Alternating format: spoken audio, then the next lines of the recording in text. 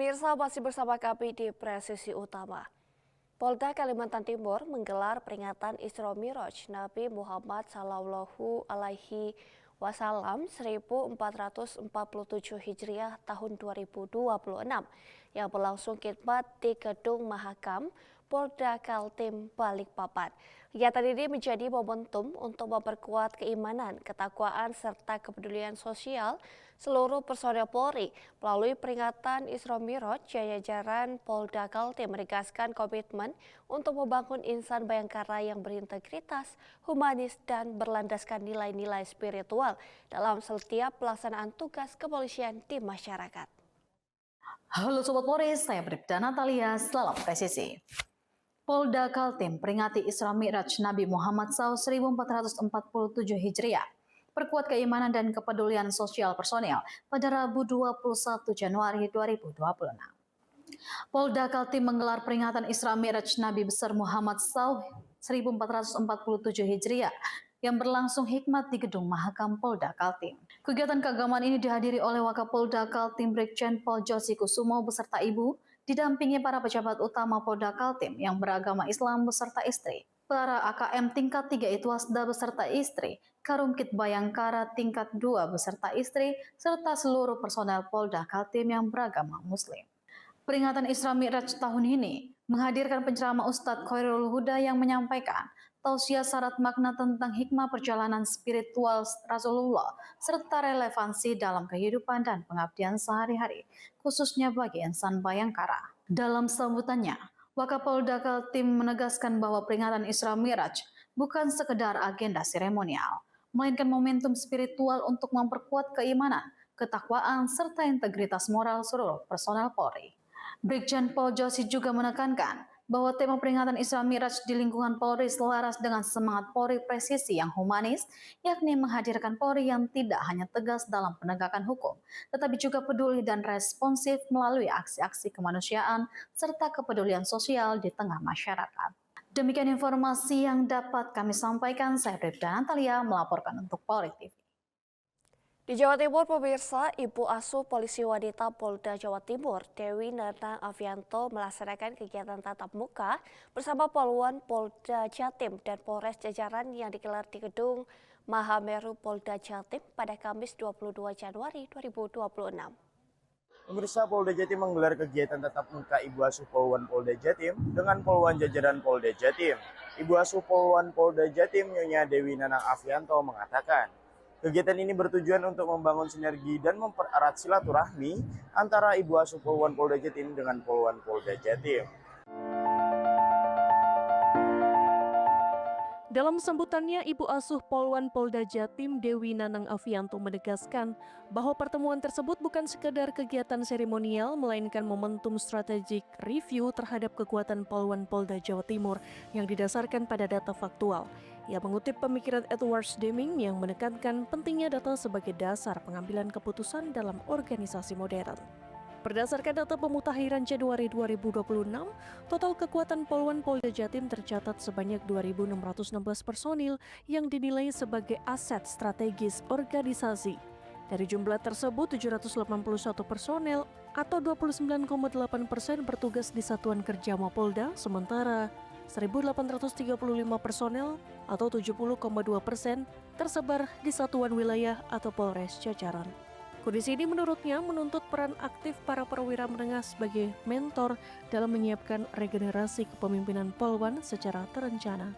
Ibu Asuh Poluan Polda Jatim juga menekankan bahwa Polwan harus siap mengisi jabatan strategis tidak hanya pada fungsi administrasi, tetapi juga pada fungsi operasional seperti reserse, samapta, intelijen, dan satuan lainnya. Demikian pemirsa informasi yang dapat kami sampaikan. Saya Bribda Chandra melaporkan untuk Polri TV. Salam presisi. Pemirsa, tim dari Bidang Profesi dan Pengamanan atau Bitpropam Polda Jateng melaksanakan sosialisasi Whistle Blowing System atau WBS online di Polres Purbalingga pada Kamis 22 Januari 2026. Berikut laporan Bribda Al Irsyad, personel Humas Polres Purbalingga. Polres Purbalingga menerima sosialisasi whistleblowing system dari Subbit Paminal Bid Propam Polda Jawa Tengah. Sosialisasi yang disampaikan oleh Kompol Bowo Kristanto kepada perwakilan Brigadir Polres dan Polsek jajaran terkait sistem pelaporan internal pelanggaran yang dilakukan oleh personel Polri. Tim sosialisasi dipimpin Kaur Prodok Subbit Paminal Bid Propam Polda Jateng Kompol Bowo Kristanto dengan peserta para Kanit Provos Polsek jajaran dan perwakilan personel Polres Purbalingga. Kompol Bowo dalam sosialisasi menegaskan sosialisasi whistleblowing system atau WBS Polri adalah sarana untuk menyampaikan informasi secara online apabila ada indikasi tindak pidana korupsi di lingkungan Polri. Tujuan pembuatan laporan WBS secara online, persyaratan bagi pelapor, hak dan kewajiban pelapor, cara mengakses website WBS, dan tata cara mengisi laporan. Kegiatan sosialisasi diisi dengan tanya jawab seputar WBS. Sejumlah pertanyaan disampaikan peserta dan langsung mendapatkan jawaban dari narasumber. Dari Humas Polres Purbalingga Polda Jawa Tengah melaporkan untuk Polri TV. Beralih ke informasi berikutnya pemirsa, kebakaran hebat melanda kota Karubaga, Kabupaten Tolikara, Provinsi Papua. Ratusan kios dan rumah warga ludes terbakar. Polda Papua memastikan tidak ada korban jiwa dalam peristiwa tersebut. Kebakaran besar terjadi di wilayah Giling Batu hingga Kogome, Kota Karubaga, Kabupaten Tolikara, Provinsi Papua, pada Rabu siang 29 Januari 2026. Kencangnya tiupan angin membuat api dengan cepat merambat dan menghanguskan sekitar 1.000 unit bangunan, mulai dari kios sembako, rumah makan hingga rumah tinggal warga. Terbatasnya sarana pemadam kebakaran membuat aparat gabungan TNI Polri bersama dengan masyarakat berjibaku memadamkan api dengan peralatan seadanya.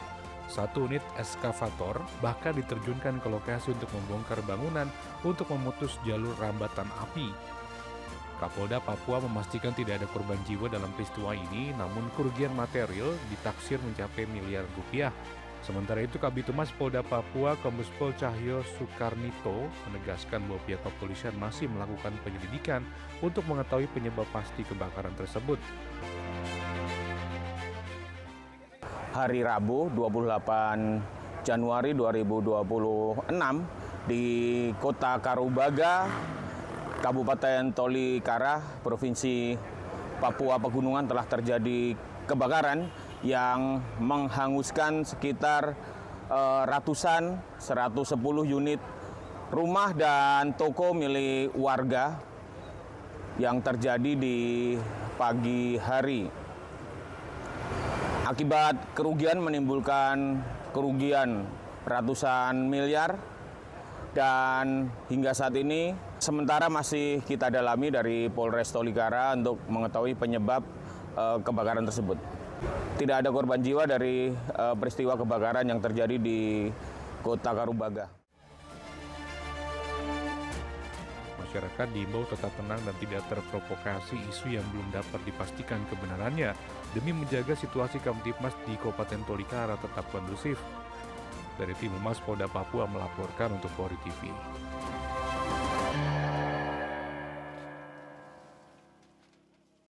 Pemirsa, kami akan segera kembali usai jeda berikut ini.